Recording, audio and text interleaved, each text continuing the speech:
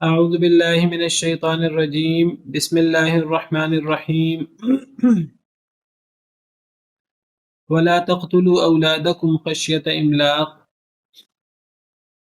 نحن نرزقهم وإياكم إن قتلهم كان خطأ كبيرا.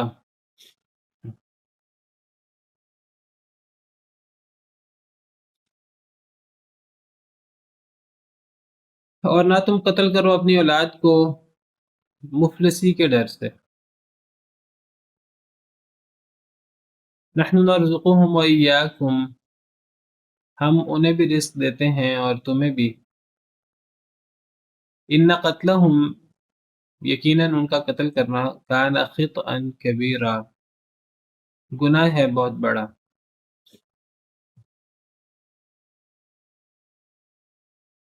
تو اللہ تعالیٰ مختلف احکامات بیان فرما رہے ہیں. اس سے پہلے ایک تو ہم نے توحید کا حکم پڑھا ہے، پھر ہم نے بر الوالدین کا حکم پڑھا ہے، اور پھر اس کے بعد ہم نے قریبی رشتہ دار، مسکین اور مسافر، اس کو اس کا حق دینے کا حکم پڑھا ہے. اب اس کے بعد جب ہم نے پیچھے پڑھا کہ رشتہ دار کو، مسکین کو، مسافر کو اس کا حق دینا چاہیے، صدقہ خیرات کی بات ہم نے پڑھی، اور اللہ نے فرمایا کہ یہ اس کا حق ہے، تمہارا احسان نہیں ہے. اور پھر ہم نے اسراف کی مذمت پڑھی، بخل کی مذمت پڑھی. نہ انسان بخل کرے کہ ملامت کرے بعد میں اپنے آپ کو، نہ انسان اسراف کرے کہ بعد میں حسرت کرے. اللہ نے بتایا کہ رزق کی کشادگی اور رزق کی تنگی اللہ رب العالمین کی طرف سے ہوتی ہے، یہ آزمائش ہے. پھر اس کے بعد اب ہم پڑھ رہے ہیں کہ اللہ تعالیٰ فرماتے ہیں کہ تم اپنی اولاد کو نہ قتل کرو مفلسی کے ڈر سے. املاق کہتے ہیں مفلسی کو. فقر کے ڈر سے، مفلسی کے ڈر سے اپنی اولاد کو قتل نہ کرو.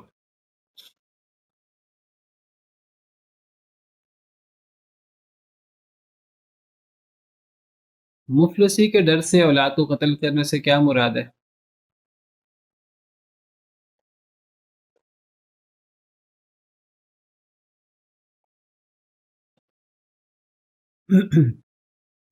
السلام علیکم ورحمۃ اللہ وبرکاتہ.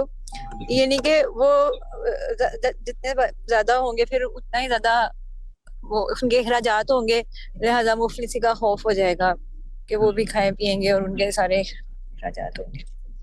یعنی مفلسی کے ڈر سے اولاد کو قتل کرنے کا مطلب یہ ہے کہ بچے ہو جائیں، انسان سوچے کہ ابھی تو یہ چھوٹے ہیں، یہ جب بڑے ہوں گے، ابھی تو یہ کھانا نہیں کھاتے، جب یہ بڑے ہوں گے مجھے ان کو کھلانا پڑے گا اور میرے پاس اتنی رقم ہوگی یا نہیں ہوگی، تو انسان کو قتل کر دے. یا اس سے یہ مراد بھی ہے کہ بچے ہونے سے پہلے ہی ایبارشن کروا لیا جائے، اسقاط کروا لیا جائے کہ یہ اولاد ہوگی تو میں اس کے اخراجات، اس کی ڈیلیوری کے، اس کے پیدا ہونے کے بعد اس کے اخراجات میں کیسے پورا کروں گا. تو خاندانی منصوبہ بندی کے بڑے خوشنما اور بڑے حسین عنوان سے انسان پلاننگ کرے، انسان کے ہم نے تو فیملی پلاننگ کی ہے تو اس کو ابارٹ کروا دیا جائے. تو مفلسی کے ڈر سے اولاد کو قتل کرنا، گویا کہ اس میں ابھی مفلسی آئی نہیں ہے لیکن مفلسی آنے کا امکان ہے، غربت آنے کا امکان ہے. تو انسان اس سے پہلے ہی حفظ ما تقدم کے طور پر قتل کر دے اولاد کو. اولاد ہے تو قتل کر دے یا وہ ایبارٹ کروا دے، اولاد کو آنے ہی نہ دے، پہلے سے ہی پلاننگ کر لے. یہ بہت بڑا گناہ ہے، یہ اتنا بڑا گناہ ہے کہ یہ عام قتل سے بڑا گناہ ہے. یعنی آپ کو پتہ ہے کہ کسی کو قتل کرنا ناحق وہ ویسے ہی بہت بڑا گناہ ہے. یعنی کسی ایک شخص کو ناحق قتل کرنا یہ ایسے ہے جیسے کہ پوری دنیا کو قتل کرنا. اللہ تعالیٰ فرماتے ہیں سورہ مائدہ میں بنی اسرائیل کے حوالے سے، جب اللہ تعالیٰ نے سورہ مائدہ میں سیدنا آدم کے 2 بیٹوں کا قصہ بیان کیا جس میں ایک بیٹے نے دوسرے بیٹے کو قتل کر دیا تھا حسد کی وجہ سے، تو اس واقعے پر تبصرہ کرتے ہوئے اللہ تعالیٰ فرماتے ہیں سورہ مائدہ آیت نمبر 32 من اجل ذالک، اسی وجہ سے، یعنی وہ جو پیچھے حضرت آدم کے 2 بیٹوں کا تذکرہ ہوا، اسی وجہ سے کتبنا علی بنی اسرائیل، ہم نے یہ بات بنی اسرائیل میں لکھ دی تھی. گویا کہ تورات میں اللہ نے بنی اسرائیل پر یہ بات لکھ دی تھی انہو من قتل نفسا بغیر نفس او فساد فی الارض، کہ جو بھی قتل کرے کسی نفس کو کسی نفس کے بغیر، یعنی ایک شخص نے کسی کو قتل کیا ہے تو اب اس کی سزا یہ ہے اسے قتل کر دیا جائے، قصاص وہ ایک الگ چیز ہے. کوئی شخص کسی کو بغیر کسی نفس کے قتل کرے، یعنی ایک معصوم شخص کو کوئی قتل کر دے، او فساد فی الارض، یا زمین میں فساد کے بغیر قتل کر دے، فکأنما قتل الناس جمیعا، تو گویا اس نے سب لوگوں کو، تمام کو اس نے قتل کر دیا. تو اگر ایک شخص قاتل نہیں ہے، اس نے کسی کو قتل نہیں کیا، تو وہ معصوم الدم ہے، اس کو قتل کرنا جائز نہیں ہے. کسی کے لیے، حکومت کے لیے، کسی کے لیے اسے قتل کرنا جائز نہیں ہے اگر اس نے کسی کو قتل نہیں کیا یا اس نے فساد فی الارض نہیں کیا. فساد فی الارض کی کئی صورتیں ہیں، میں اس ڈیٹیل میں نہیں جاتا. تو کسی نفس کو قتل کیے بغیر یا فساد کے بغیر کسی کو قتل کرنا جائز نہیں ہے. تو اگر کوئی شخص وہ معصوم ہے تو اسے قتل کرنا ایسے ہے، اللہ تعالیٰ نے بنی اسرائیل میں یہ بات لکھی تھی، ایسے ہی ہے جیسے کہ تمام انسانیت کو قتل کرنا. اور جب ایک شخص کا قتل، ایک معصوم شخص کا قتل تمام انسانیت کا قتل ہے، تو پھر ایک شخص کی جان بچانا گویا کہ تمام انسانیت کی جان بچانا ہے. ومن احیاها فکأنما احیا الناس جمیعا، جس نے ایک نفس کو زندہ کر دیا، اس کی زندگی کا وہ باعث بنا جان بچانے کا، فکأنما احیا الناس جمیعا، تو گویا کہ اس نے پوری انسانیت کی جان بچائی، اس نے سب لوگوں کی جان بچائی. تو کسی کو قتل کرنا بہت بڑا جرم ہے، اور پھر اپنی ہی اولاد کو قتل کر دینا یہ کتنا بڑا جرم ہوگا. اور پھر اب اس میں ایک تو قتل ہے، اور پھر اپنی ہی اولاد کا قتل ہے جس کا حق بہت بڑا ہے، اور پھر وہ قتل ہے کس وجہ سے؟ مفلسی کے ڈر سے. یعنی یہ اللہ پر توکل، اللہ کی عبادت ہے. یہ عبادت ایک بہترین عبادت ہے توکل کرنا. تو ایک بندہ اگر اللہ پہ توکل نہیں کرتا، رزق اللہ نے دینا ہے، اگر ایک بندہ سمجھتا ہے کہ میں نے اپنا رزق کا اہتمام خود کرنا ہے اور میں رزق کا اہتمام نہیں کر سکوں گا، تو یہ تو یعنی اللہ پر جو ایمان ہے یہ اس کے منافی ہے. کتنے گناہ اس کے اندر اکٹھے ہو گئے. تو بدترین گناہوں میں سے قتل تو ویسے ہی بدترین گناہ ہے، عام قتل ہو. یہ تو اپنی ہی اولاد کو قتل کرنا اور پھر مفلسی کے ڈر سے قتل کرنا، اس میں تو گناہ در گناہ در گناہ اکٹھے ہو رہے ہیں. نبی کریم صلی اللہ علیہ وسلم نے اپنی اولاد کو قتل کرنے کو بدترین گناہ، جو بڑے بڑے گناہ ہیں ان میں ذکر فرمایا ہے. وہ ہے کہ شرک کے بعد میرے خیال میں حدیث میں اس کا ذکر آتا ہے. آپ کے سامنے حدیث پیش کرتا ہوں. یہ صحیح بخاری کی حدیث ہے کہ نبی کریم صلی اللہ علیہ وسلم سے سوال ہوا ایُّ الذنب اعظم، کہ اے اللہ کے رسول صلی اللہ علیہ وسلم سب سے بڑا گناہ کیا ہے؟ معروف بات ہے، آپ سب کو پتہ ہے، شرک. قال، نبی صلی اللہ علیہ وسلم نے فرمایا ان تجعل للہ ندا وهو خلقک، کہ تو اللہ کا شریک بنائے حالانکہ اللہ نے تجھے پیدا کیا ہے. تو اللہ کا شریک کس کو بنائے گا؟ اللہ ہی ہے اکیلا جو خالق ہے، باقی سب مخلوق ہے. اب جس کو بھی اللہ کا شریک بنایا جائے گا وہ مخلوق ہوگا، تو مخلوق کیسے اللہ کا شریک ہو سکتا ہے؟ تو اللہ کے ساتھ کسی کو شریک کرنا یہ سب سے بڑا جرم ہے. تو آپ سے سوال ہوا ثم ایو، ثم قال ایو، پھر اس نے کہا پھر کون سا؟ تو نبی صلی اللہ علیہ وسلم نے فرمایا ان تقتل ولدک خشیۃ ان یأکل معک، یہ سب سے بڑا جرم ہے شرک کے بعد. کہ عام قتل نہیں ہے، عام قتل جو کہ پوری انسانیت کے قتل کے برابر ہے تو یہ اس سے بھی بڑا قتل ہے. اس میں اس کے ساتھ کتنے گناہ اکٹھے ہو گئے ہیں کہ تو اپنے بچے کو قتل کرے اس ڈر سے کہ وہ تیرے ساتھ کھائے گا. انسان کیا اپنے کھانے کا انسان خود مکلف ہے؟ انسان تو اپنے کھانے اپنے اپنی روزی کا انتظام خود نہیں کر سکتا. انسان کی روزی کا انتظام بھی اللہ کے ذمہ ہے. انسان کی اپنی، جب اپنی روزی کا انتظام اللہ کے ذمہ ہے تو جس اللہ نے انسان کو رزق دینا ہے وہ اس کی اولاد کو بھی رزق دے دے گا.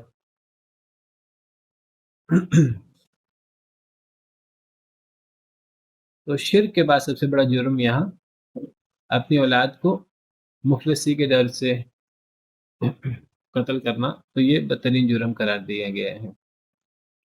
پھر آپ سے سوال ہوا کہ اس کے بعد پھر کون سا بڑا جرم ہے؟ تو آپ نے فرمایا ان تزانی یا حلیلۃ جارک، اپنے ہمسائے کی بیوی سے زنا کرنا. تو پھر اللہ تعالیٰ نے اس کے مطابق قرآن کی آیت اتار دی، سورہ فرقان کی آیت نمبر 68. اس میں یہی 3 گناہ بیان ہوئے ہیں اور اس میں یہی 3 بڑے گناہ مراد ہیں. والذین لا يدعون مع اللہ الہا آخر ولا يقتلون النفس التي حرم اللہ الا بالحق ولا يزنون. وہاں یہی 3 بڑے گناہ مراد ہیں. ایک تو اللہ کے ساتھ کسی کو شریک بنانا، اور نمبر 2 کہ کسی نفس کو ناحق قتل کرنا. اس سے مراد اپنی اولاد کو اپنے ساتھ کھانے کے ڈر سے کہ وہ ہمارے ساتھ کھائے گی، اس ڈر سے قتل کر دینا. اور تیسرا بڑا گناہ زنا، اور زنا بھی عام زنا بھی بہت بڑا گناہ ہے. اللہ کو سب سے زیادہ غیرت زنا پہ آتی ہے. اور اگر زنا یہ ہمسایہ جس کا سب سے بڑا حق ہے، تو اگر ہمسائے کی بیوی سے زنا ہو، قریبی ہمسائے کے گھر زنا ہو، تو یہ جرم پھر بہت زیادہ بڑھ جاتا ہے. اور میں یفعل ذلک یلقی اثاما، جو یہ کام کرے تو پھر اس کا گناہ بہت زیادہ ہو جاتا ہے.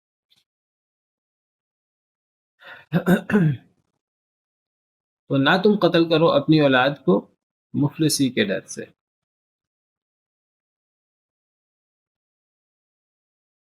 تو یہاں خشیت املاک ہے، مفلسی کے ڈر سے. ڈر تو یعنی ممکن ہے ایسا ہو جائے، تو انسان آئندہ ڈر ہو ابھی تو کسی حد تک موجود ہے میرے پاس، ابھی تو گزارا ہو رہا ہے، آگے گزارا نہیں ہو سکے گا. یہ ہے مفلسی کا ڈر. آئندہ انسان اس کے لیے ابھی کارروائی کرے، انسان جو ہے وہ اولاد کو قتل کر دے. ایک جگہ اللہ نے فرمایا قرآن میں وَلَا تَقْتُلُوا أَوْلَادَكُم مِّنْ إِمْلَاقٍ، سورہ نام آیت نمبر 151. وَلَا تَقْتُلُوا أَوْلَادَكُم مِّنْ إِمْلَاقٍ. اب اسی آیت میں پیچھے شرک کا ذکر ہے، پھر آگے والدین کے ساتھ احسان کا ذکر ہے، پھر اولاد کو مفلسی کے ڈر سے قتل کرنے کا ذکر ہے، اور پھر آگے جا کر دوبارہ قتل کا ذکر ہے الگ، وَلَا تَقْتُلُوا النَّفْسَ الَّتِي حَرَّمَ اللَّهُ إِلَّا بِالْحَقِّ. اور یہ جو ہم آیت کریمہ پڑھ رہے ہیں اس میں بھی عام قتل کا ذکر آگے جا کر الگ آ رہا ہے. یہ تو آیت کریمہ 31 ہم پڑھ رہے ہیں، اس میں وَلَا تَقْتُلُوا أَوْلَادَكُمْ خَشْيَةَ إِمْلَاقٍ، اور پھر آگے آیت نمبر 33 وَلَا تَقْتُلُوا النَّفْسَ الَّتِي حَرَّمَ اللَّهُ إِلَّا بِالْحَقِّ. عام قتل کو الگ ذکر کیا ہے باقاعدہ. یہ ایک عام قتل نہیں ہے. عام قتل بھی پوری انسانیت کا قتل ہے، یہ تو اپنی اولاد کو قتل کرنا ہے اور مفلسی کے ڈر سے قتل کرنا ہے. اور یہاں بھی 2 دفعہ قتل کا ذکر ہے. ایک دفعہ اولاد کو قتل کرنا، یہ سورہ انعام کی بات کر رہا ہوں آیت نمبر 151 کی. تو یہاں ایک دفعہ اولاد کو قتل کرنا مفلسی سے، غربت سے، اور ایک ہی آیت میں دوسری مرتبہ دوبارہ قتل کی ممانعت ہے، وہ عام قتل ہے.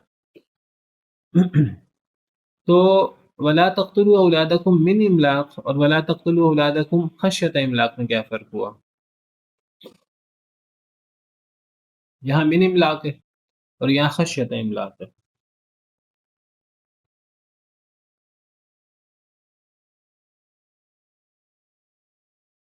جی مس رونق. السلام علیکم ورحمۃ اللہ وعلیکم السلام وبرکاتہ. ورحمۃ اللہ.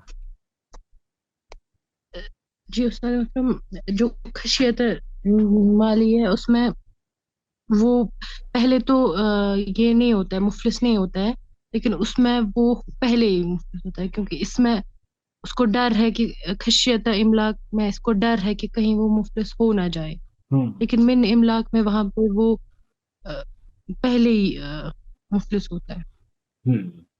واللہ عالم. شاید دونوں میں یہ فرق ہے کہ خشیت املاق میں ابھی تو اس کے پاس کوئی رقم ہے اور وہ سمجھتا ہے کہ ابھی تو میں کھلا سکتا ہوں لیکن میں آگے خرچے بڑھ جائیں گے، آگے نہیں کھلا سکوں گا. یہ تو ہو گیا خشیت املاق. اور من املاق یہ ہے کہ مفلسی آ چکی ہے. اب وہ کہتا ہے کہ اب میں کیسے کھلاؤں اولاد کو. تو کئی لوگ بہت زیادہ ڈپریشن میں چلے جاتے ہیں، اتنے ڈپریشن میں چلے جاتے ہیں کئی دفعہ اپنے اولاد کو قتل کر دیتے ہیں. آپ نے سنا ہوگا باپ نے بچوں کو جو ہے وہ قتل کر دیا، جھگڑا ہوا ڈپریشن کے اندر ماں باپ کا، بچوں کو قتل کر دیا، خودکشی کر لی. پھر کئی دفعہ آپ نے سنا ہوگا کہ ماں اس سے بڑھ کر محبت کس کی ہوتی ہے. لیکن مفلسی آنے کے بعد کئی دفعہ مفلسی کے ڈر سے یہ معاملہ ہوتا ہے. کئی دفعہ مفلسی آنے کے بعد ماں جو ہے وہ بچوں کے ساتھ نہر میں کود گئی، خود بھی خودکشی کر لی، بچوں کو بھی قتل کر دیا. تو مفلسی آنے کے بعد قتل کیا جائے یا اس سے پہلے ڈر کر قتل کیا جائے. تو ڈر کر قتل کیا جائے، اس میں یہ ایبارشن وغیرہ اور اس میں بچوں کے پیدا ہونے سے پہلے کی جو منصوبہ بندی ہے وہ بھی اس میں آ جاتی ہے. من املاق میں تو بچوں کے پیدا ہونے کے بعد کی صورتحال ہے، باقاعدہ بچوں کو قتل کر دینا. عرب لوگ بچوں کو پیدا ہونے کے بعد بھی قتل کر دیتے تھے. ایک تو لڑکیوں کو قتل کر ڈالتے تھے آر کے ڈر سے کہ بعد میں یہ بڑی ہوں گی، ان کی شادی ہوگی تو ہمارا سر جھکے گا. تو وہ لڑکیوں کو منحوس سمجھتے تھے، کم تر سمجھتے تھے، تو آر سے قتل کر دیتے تھے لڑکیوں کو.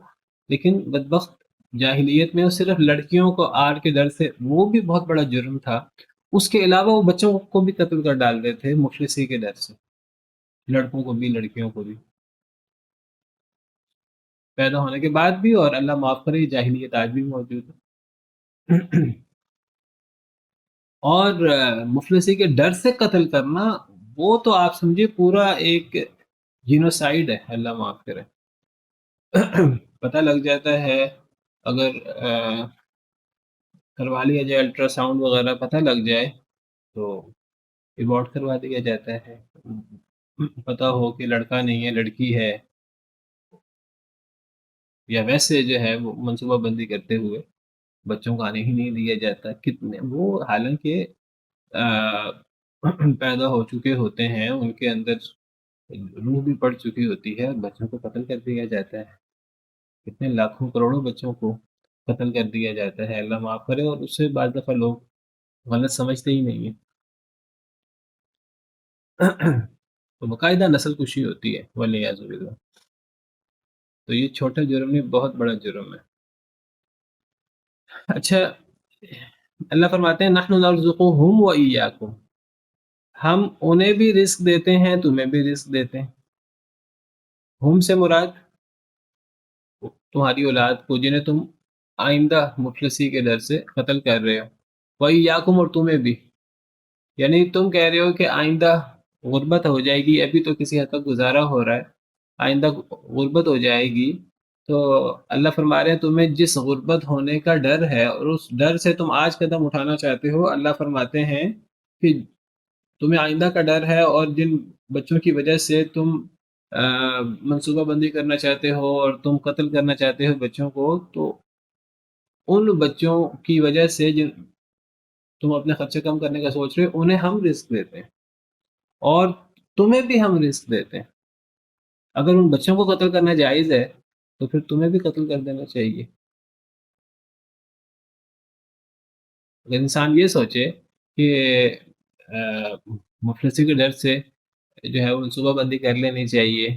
تو پھر منصوبہ بندی کے اندر پھر یہ بھی آتا ہے کہ اگر دنیا کی آبادی بڑھ جائے تو پھر کچھ لوگوں کو بھی قتل کر دینا چاہیے. اگر دنیا کی آبادی اگر 7 ارب ہو گئی ہے اور آئندہ مزید آبادی بڑھ رہی ہے تو اور یہ آبادی دنیا کے لیے نقصان دہ ہے، جس طرح آج پورا پروپیگنڈا ہوتا ہے، بالکل غلط ایک پروپیگنڈا ہوتا ہے. تو اگر یہ پروپیگنڈا ہوتا ہے اور اس کے لیے منصوبہ بندی کی جاتی ہے اور باقاعدہ بہبود آبادی کے نام سے جو ہے وہ محکمے بنائے جاتے ہیں اور پلاننگ کی جاتی ہے، جی اتنے بچے ہونے چاہیے، اتنے بچے ہونے چاہیے، اور پورا ایک سلسلہ ہوتا ہے. تو اگر بچوں کے بارے میں منصوبہ بندی کرنی ہے اور ان کو قتل کرنا ہے تو پھر جو انسان موجود ہے ان میں سے 2-3 ارب انسانوں کو ویسے قتل کر دینا چاہیے. اللہ معاف کرے.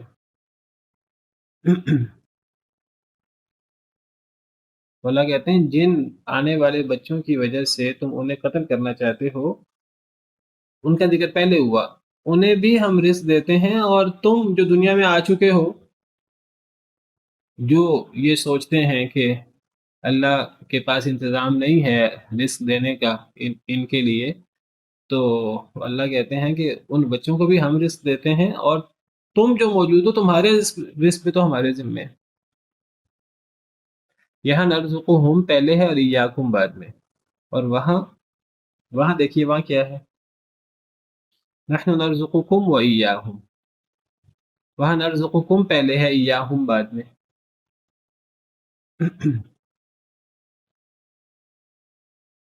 وہاں چونکہ بچے ہو چکے ہیں، بچے ہونے کے بعد بچوں کو قتل کیا جا رہا ہے، تو اللہ کہتے ہیں کہ تم قتل کرنے والے ہو اور تم بچوں کو قتل کر رہے ہو، تو تمہیں بھی ہم رزق دے رہے ہیں اور تمہارے بچوں کو بھی، انہیں بھی ہم رزق دیتے ہیں.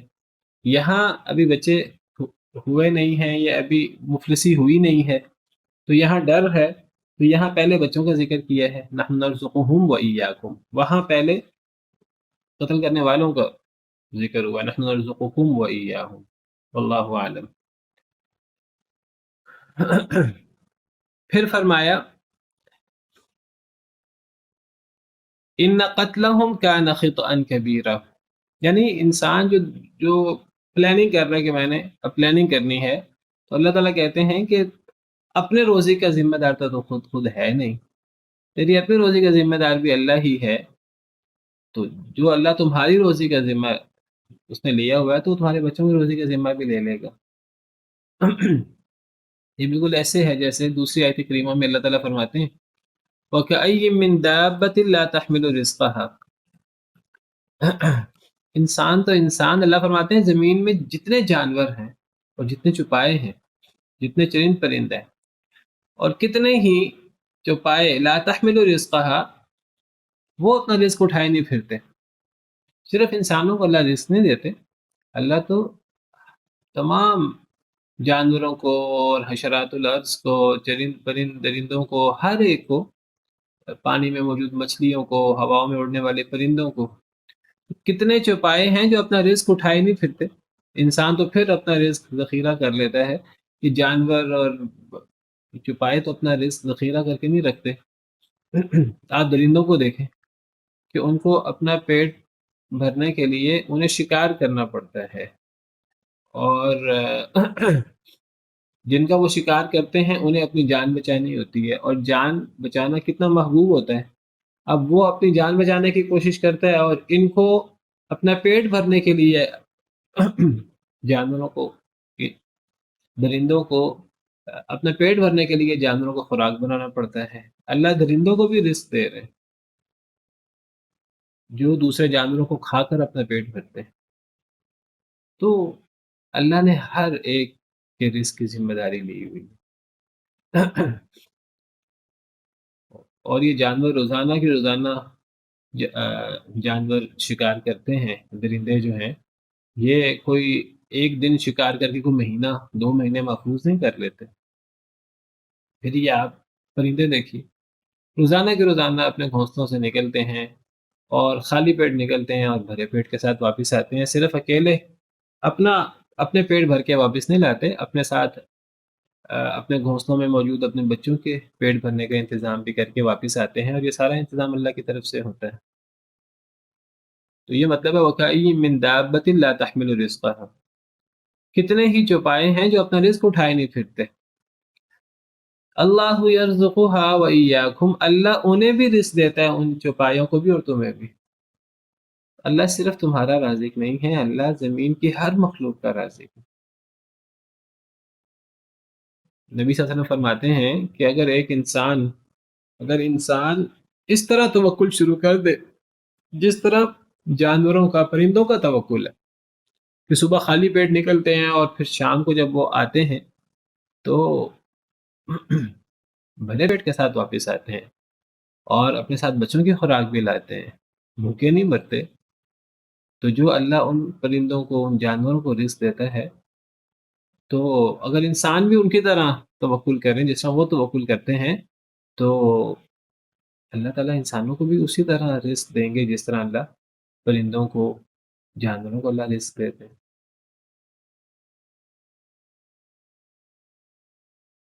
تو جس اللہ نے پیدا کیا ہے، رزق دینا اس کا کام ہے۔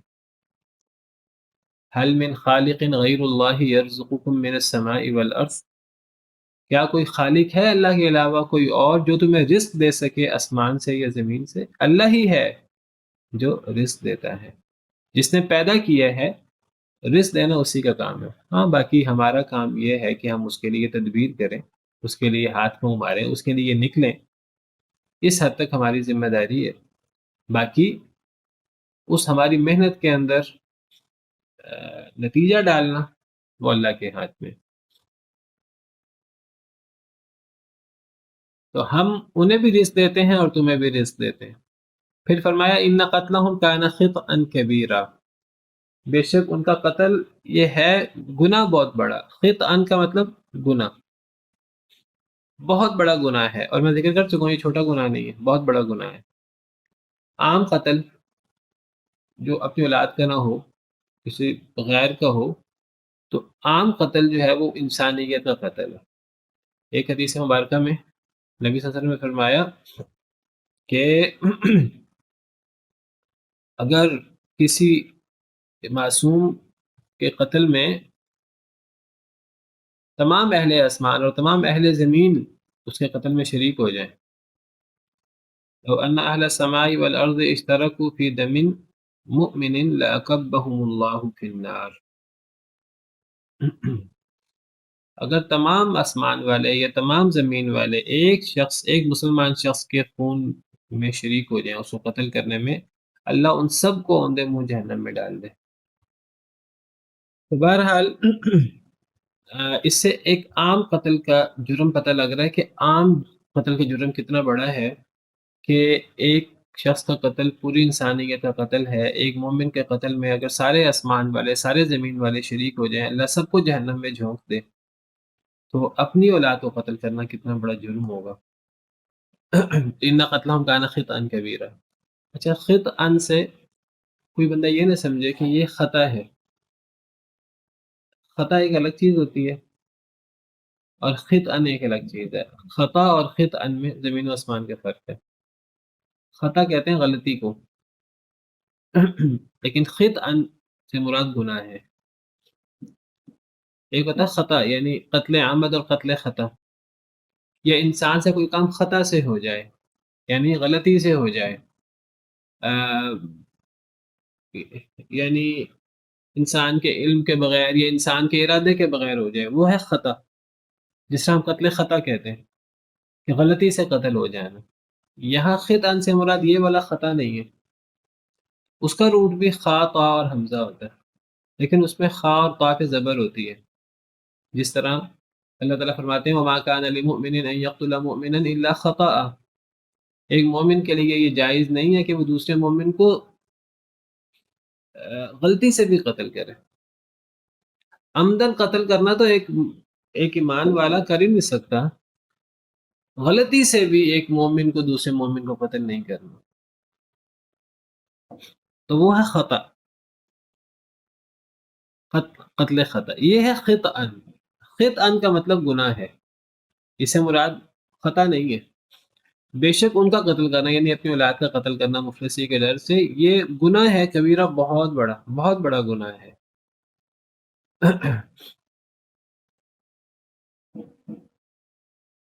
تو یہ منصوبہ بندی ہے۔ استاد محترم، جی جی جو فیملی پلاننگ ہوتی ہے وہ بھی اسی میں آتی ہے؟ جی جی، وہ ایبارشن وغیرہ اور یہ چیزیں اسی میں آتی ہیں ساری۔ اگر نہیں، اگر ابارشن سے پہلے والا معاملہ یہ نا جو گورنمنٹ بھی اس میں ادارے بنائے ہوئے ہیں کہ بچے دو ہی اچھے والے، یا اس طرح کی جو چیزیں چل رہی ہیں۔ دیکھیے بچے دو ہی اچھے، اس میں کیا مقصد ہے؟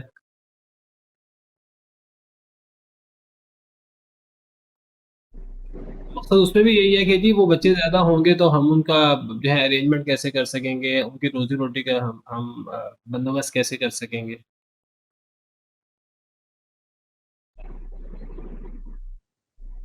جی بالکل، وہی والا پوچھنا مقصد ہے کہ وہ والی چیز بھی پھر اسی کیٹیگری میں ہم سالو کریں گے۔ بالکل وہ بھی اسی میں آئے گی۔ دیکھیے مقصد تو اس کے پیچھے بھی یہی ہے، باقی ایک بندہ جو ہے وہ قتل کر نہیں رہا، ایک بندہ باقاعدہ قتل کر رہا ہے، تو بہرحال یہ فرق تو ہوگا۔ ایک بندہ جو ہے وہ پریکاشن کر لیتا ہے، کوئی اس قسم کا کر لیتا ہے، لیکن اگر مقصد یہی ہے کہ یہ ہم ان کا خرچ کیسے پورا کریں گے، تو ایک تو ہے نا کہ بچہ ہونے کے بعد قتل کر دینا یا ایبارٹ کروا دینا، یہ تو قتل ہے سیدھا سیدھا، یہ تو یعنی۔ اور ایک ہے کہ انسان وہ پہلے پریکاشن اس طرح کرے کہ حمل ہی نہ ٹھہرے، تو اس کے پیچھے اگر نیت یہی ہے اور یہ اللہ پہ عدم توکل ہے تو بہرحال یہ کوئی چھوٹا بڑا گناہ نہیں، یہ بھی بہت بڑا گناہ ہے۔ بس اس میں ایک چیز ہے، اس میں باقاعدہ قتل کا عمل سرزد نہیں ہوا، باقی وہ جو وجہ ہے وہ وجہ تو موجود ہے اسی طرح ہی، اور یہ وجہ بھی بہت بہت گھنونی وجہ ہے۔ نحن نرزقهم وإياكم، اس کی تو مخالفت ہو رہی ہے، اس ایمان اور اس یقین کی جو ایک مسلمان کا سرمایہ افتخار ہے، ایک مسلمان کا ایمان ہے کہ رازق اللہ ہے، تو اس ایمان کی ہی نفی اگر ہو رہی ہے تو یہی کتنا بڑا جرم ہے۔ ان قتلہم کان خطا کبیرہ، بے شک ان کا قتل یہ بہت بڑا گناہ ہے۔ ولا تقربوا الزنا، اور نہ تم قریب جاؤ زنا کے، انہ کان فاحشۃ وساء سبیلا، بے شک وہ ہے بے حیائی اور بہت برا رستہ۔ زنا کے قریب بھی نہ جاؤ، یہ نہیں فرمایا کہ زنا نہ کرو، فرمایا زنا کے قریب نہ جاؤ۔ تو فحاشی وہ ظاہر ہو یا چھپی ہوئی ہو، چھوٹی ہو یا بڑی ہو، تو فحاشی سے منع کیا ہے، زنا سے منع کیا ہے، اور زنا کے قریب جانے سے منع کیا ہے، یعنی زنا کے مقدمات اور وہ چیزیں جو زنا کی طرف لے جاتی ہیں تو ان کے طرف بھی نہ جاؤ۔ ایک تو باقاعدہ زنا کا عمل ہے وہ تو منع ہے ہی ہے۔ دیکھیں زنا کے اندر صرف زنا بالجبر نہیں آتا، زنا کے اندر زنا بالرضا بھی آتا ہے، وہ بھی اتنا ہی بڑا جرم ہے جتنا زنا بالجبر ہے۔ ٹھیک ہے، جبر کے اندر کیونکہ جبرن بھی ہے، اس کی کچھ مزید خطرناکی بڑھ جائے گی، لیکن زنا بالرضا بھی کم بڑا جرم نہیں ہے۔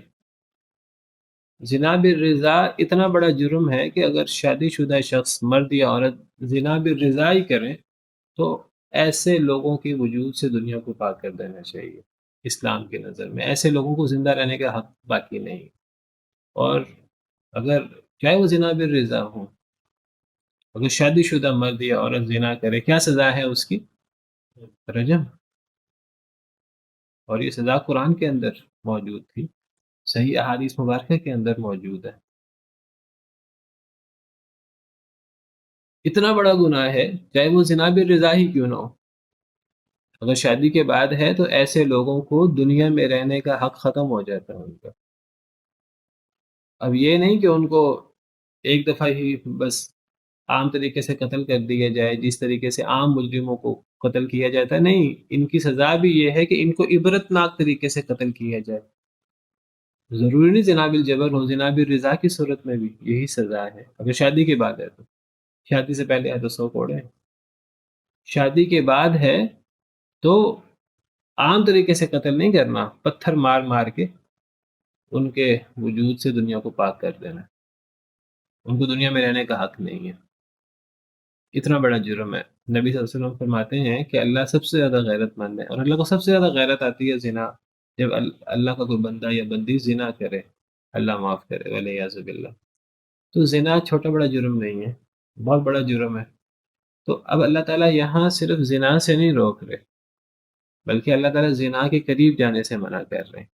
تو زنا کے قریب جانے سے مراد اصل زنا سے تو بچنا ہی بچنا ہے، زنا کے مقدمات سے بھی بچنا ہے، ان اعمال سے بچنا ہے جو زنا کے قریب لے جاتے ہیں، جن کے اندر دیکھیے ایک تو باقاعدہ یعنی مرد عورت برے فعل میں ملوث ہوں شادی وغیرہ کے بغیر، اور زنا کے قریب جانے سے مراد کیا ہوگا؟ آنکھوں کا زنا، فحاشی، عورتیں بے پردہ گھر سے نکلیں، اور عورتیں جو ہیں وہ زیب و زینت اختیار کریں اور جاہلیت کی طرح وہ اپنی زینت کو واضح کریں، یہ بھی زنا ہے۔ اسی طرح ایسی چیزیں سنی جائیں جو ہمارے جذبات کو برانگیختہ کریں، گانا، ڈانس اور یہ اس قسم کی چیزیں، موسیقی، اور یہ چیزیں ہمارے اندر ہیجان پیدا کرتی ہیں، یہ بھی زنا ہے، یہ کانوں کا زنا ہے۔ اور تو زنا کے قریب جانا، یہ جو مخلوط محفلیں ہیں، یہ جو مرد و عورت کا آپس کا اختلاط ہے اور آپس کی دوستیاں، یہ سب چیزیں زنا کے اندر آتی ہیں، اور یہ سب چیزیں زنا کے قریب جانے کے اندر آتی ہیں۔ یہ عورتوں کا بڑے بنا بنا کر بڑا جو ہے وہ لوچ دار آواز میں بات کرنا، جس سے مردوں کے اندر جو ہے وہ حساسیت پیدا ہو اور مردوں کے اندر برے جذبات پیدا ہوں۔ اللہ نے یہ چیزیں مرد و عورت کے اندر رکھی ہیں۔ اللہ تعالیٰ نے ازواج مطہرات کو اس چیز سے منع کیا ہے، یا نساء النبی لستن کاحد من النساء، اے نبی کی بیویوں تم عام عورتوں کی طرح نہیں ہو، ان اتقیتن، اگر تم اللہ سے ڈرو، فلا تخضعن بالقول، تو تم اپنی زبان، اپنی آواز کو اس طرح جھکا کر بات نہ کرو، فیطمع الذی فی قلبہ مرض، تو طمع کر بیٹھے وہ شخص جس کے دل میں مرض ہے، وقلن قولا معروفا، معروف طریقے سے بات کرو۔ بعض عورتیں اتنی بنا کر بات کرتی ہیں کہ اس سے بھی فتنہ پیدا ہوتا ہے، اور یہ منع ہے۔ ہم یہ نہیں کہتے کہ صرف جو لوگ برے ہیں ان کے لیے منع ہے، نیک لوگ ایسے کر سکتے ہیں، نہیں، اللہ تعالیٰ نے ازواج مطہرات کو صحابہ کرام کے معاشرے کی مثال دی ہے، ازواج مطہرات کو منع کیا ہے، فرمایا کہ عورتوں کو فرم انداز میں بات کرنی چاہیے، درمیانی انداز میں بات کرنی چاہیے، نہ ڈانٹ کر بات کرنی چاہیے اور نہ ہی اتنی نرم آواز میں، اتنی جھکا کر کہ اس سے فتنہ پیدا ہو۔ عورتوں کو تو اللہ تعالیٰ نے اگر پاؤں میں زیور پہنا ہے پازیب، تو پاؤں مار مار کر چلنے سے منع کیا، اس سے بھی فتنہ پیدا ہوتا ہے، بے پردگی سے منع کیا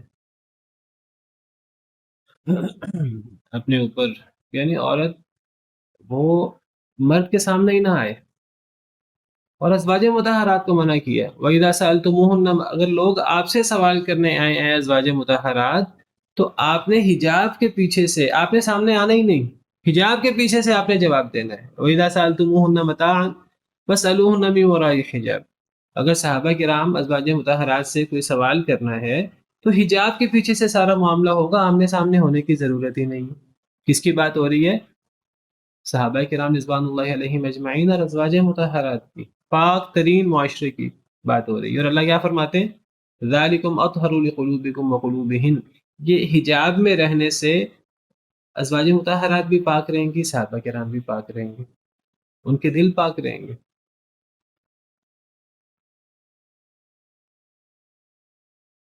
اور فرمایا اگر عورت بغیر ضرورت کے گھر سے نکلتی ہے، عورت کا گھر سے نکلنا فتنہ ہے، یہ زنا کو دعوت دینے والی بات ہے، بلا وجہ گھر سے نکلنا۔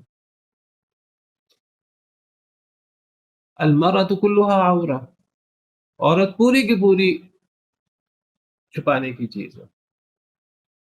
اگر عورت گھر سے نکلے، شیطان جھانکتا ہے، شیطان عورت کو مرد کے لیے مزین کرتا ہے، اگر عورت بلا وجہ گھر سے نکلتی ہے، پھر یہ ہے کہ وہ زیب و زینت کر کے نکلتی ہے. حدیث مبارکہ میں آتا ہے جو عورت گھر سے نکلے اور وہ خوشبو وغیرہ لگا کر نکلے تو وہ تو عورت ویسی اور ویسی ہے. کیا مطلب؟ زانیہ ہے. اللہ معاف کرے. یہ سب چیزیں قرب زنا کے اندر آتی ہیں. ولا تقربوا الزنا. اس میں عمل زنا کی تو بات نہیں ہو رہی، وہ تو بہت دور کی بات ہے. زنا کے قریب بھی نہ جاؤ. یہ جو ہمارے ہاں ساری بل بورڈ پہ تصویریں ہوتی ہیں وہ ساری کی ساری اس کے مخالف ہیں. ہمارے ہاں فونوں پہ، موبائلوں پہ جگہ جگہ عورتوں کی آوازیں بڑے خوبصورت انداز میں عورتوں کی آوازیں ریکارڈ کی گئی ہیں. یہ سب کی سب چیزیں اس کی منافی ہیں.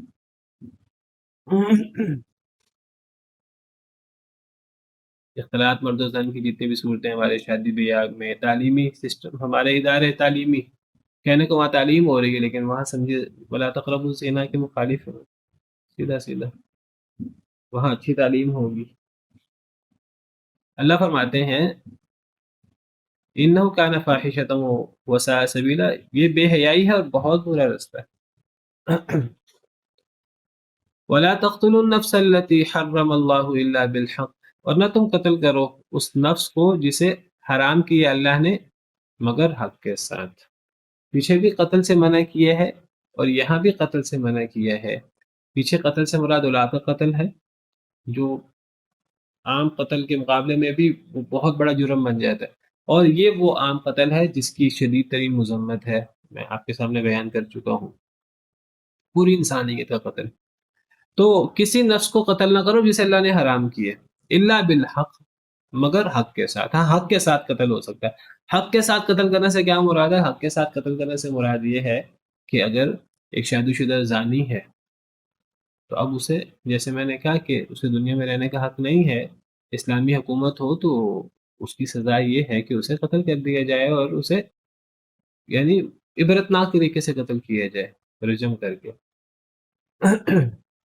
اور اگر کسی نے کسی کو قتل کیا ہے تو اس کی سزا بھی وہ قصاص ہے. اور اگر کوئی شخص مرتد ہو جائے اسلام سے تو اس کی سزا بھی قتل ہے. تو اس قسم کے اگر کسی نے جرم کیے ہیں جن کی سزا قتل ہے تو پھر تو ٹھیک ہے، پھر تو اسے قتل کیا جائے گا. لیکن یہ قتل کون کرے گا؟ عام انسان قتل نہیں کرے گا، یہ حکومت قتل کرے گی. ایک سسٹم ہے اس کا. ایک عام انسان اگر اس کے سامنے کوئی قاتل بھی کھڑا ہے، ایک عام انسان کے لیے اجازت نہیں ہے کہ وہ قاتل کو قتل کر دے.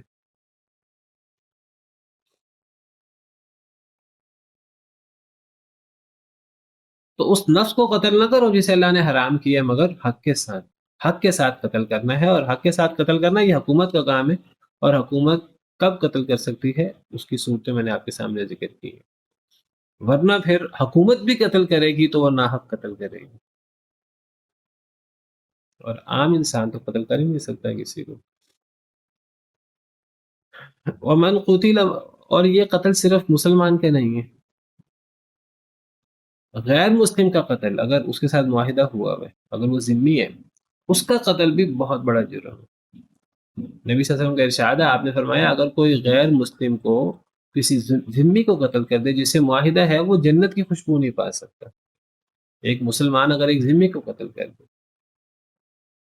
جس کے ساتھ معاہدہ ہے، تو اگر وہ اسے قتل کر دے تو جنت کی خوشبو نہیں پائے گا. اور جنت کی خوشبو تو 100 سال کے فاصلے سے آ جاتی ہے، او کما قال علیہ الصلوۃ والسلام.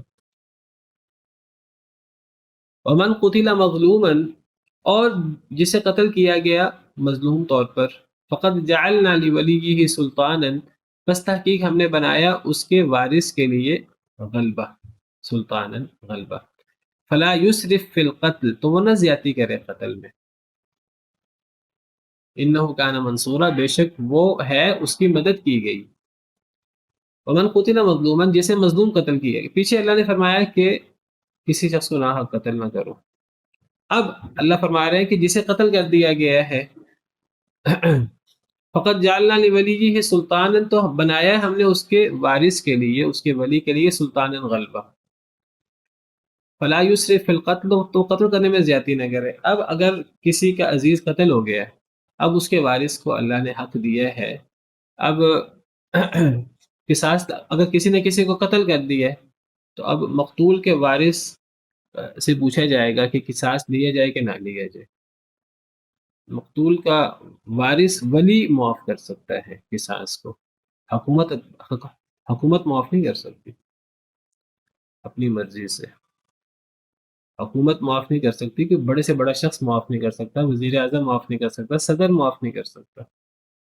صرف مقتول کا وارث وہ معاف کر سکتا ہے. اللہ نے اسے غلبہ دیا ہے تو وہ معاف کر سکتا ہے.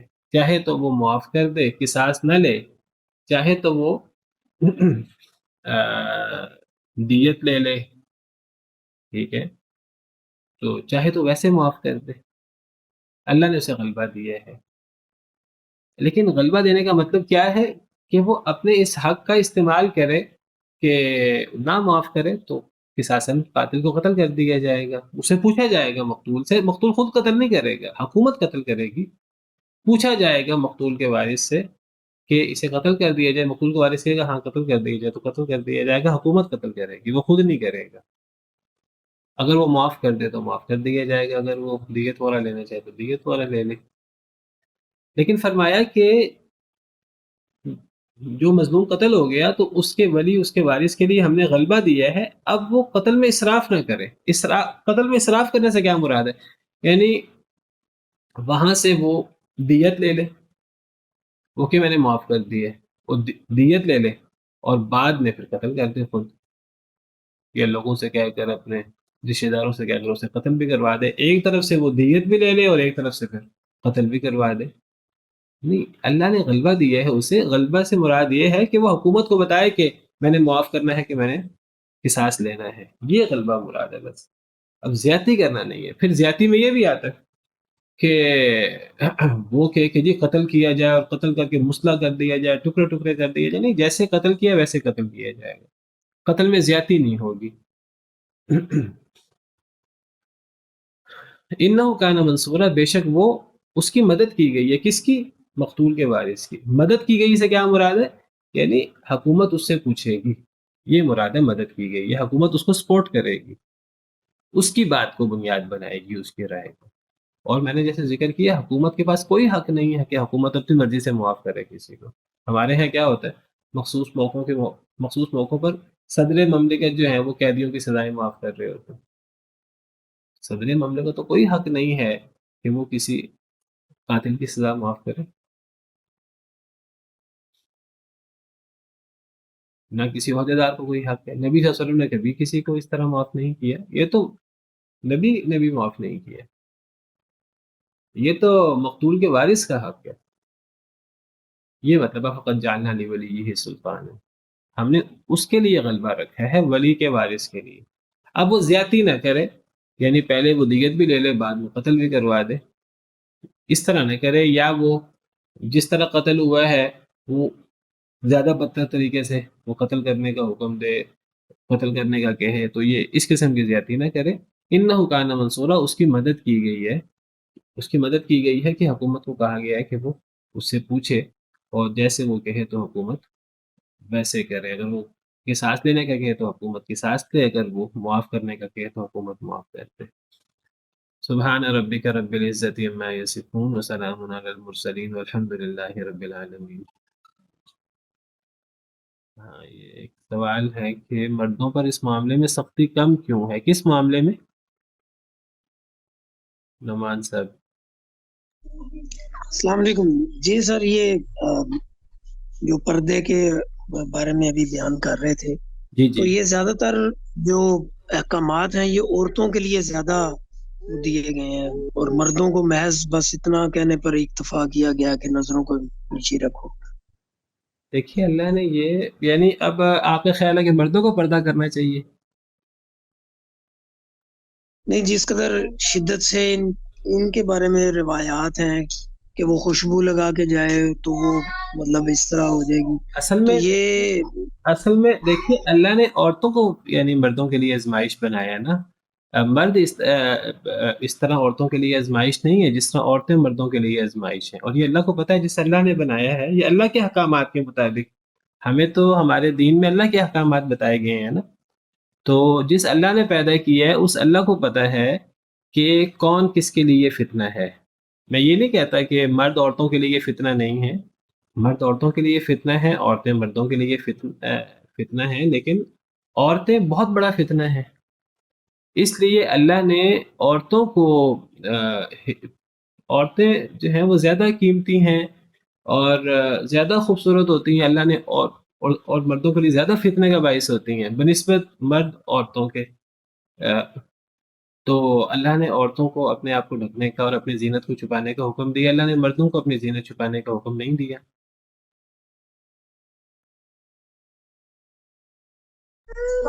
جی سر، جزاک اللہ. ہاں جی، یہ تو یہ نہیں، دیکھیے اللہ تعالیٰ کو پتہ ہے.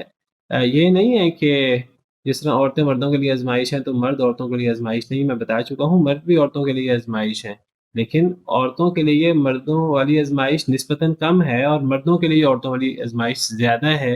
اب اللہ کو بہتر پتہ ہے اللہ نے کیا سسٹم بنانا ہے، اللہ نے وہ سسٹم بنایا ہے، اور اللہ نے جو احکامات دیے ہیں قرآن کریم میں وہ ہمارے سامنے ہیں. نبی صلی اللہ علیہ وسلم نے جو احکامات دیے ہیں حدیث مبارکہ میں وہ ہمارے سامنے ہیں. تو یا ایھا النبی قل لازواجک وبناتک ونساء المؤمنین یدنین علیہن من جلابیبہن، اے نبی اپنی بیویوں سے، اپنی بیٹیوں سے، مومن عورتوں سے کہیں کہ اپنے اوپر چادریں لیا کریں. تو یہ حکم مردوں کو نہیں حکم دیا کہ وہ اپنے اوپر چادریں لیا کریں، وہ گھروں میں بیٹھ جائیں. نہیں، عورتوں کو حکم دیا ہے. باقی یہ ہے کہ یہ نہیں ہے کہ عورتیں کھلے عام مردوں کو دیکھتی رہیں. اگر مرد جو ہیں وہ عورتیں پردہ کرتی ہیں، مرد پردہ نہیں کرتے، تو عورتوں کو بھی منع کیا کہ وہ کھلے عام ٹکٹکی باندھ کر مردوں کو دیکھتی رہیں. اس سے منع کیا گیا. ایک موقع پر وہ ایک نبینہ صحابی تھے، تو ان کے بارے میں بات ہو رہی تھی گھر میں ہونے کی. تو آپ کی ازواج مطہرات نے کہا کہ اے اللہ کے رسول ان کے گھر میں ہونے سے کیا فرق پڑتا ہے، وہ تو نبینہ ہیں، وہ تو ہمیں نہیں دیکھ سکتے. تو نبی صلی اللہ علیہ وسلم نے کیا فرمایا تھا کہ تم تو نبینہ نہیں ہو، تم تو انہیں دیکھ سکتی ہو. تو یعنی گویا کہ عورتوں کو بھی مردوں کو ٹکٹکی باندھ کر دیکھنے سے اور مردوں کی طرف زیادہ متوجہ ہونے سے اور ان کے فتنے کا شکار ہونے سے عورتوں کو بھی اپنے آپ کو بچانا ہے. اگرچہ اللہ نے مردوں کو اپنے آپ کو ڈھکنے کا، اپنی زینت چھپانے کا اس طرح حکم نہیں دیا جس طرح عورتوں کو حکم دیا.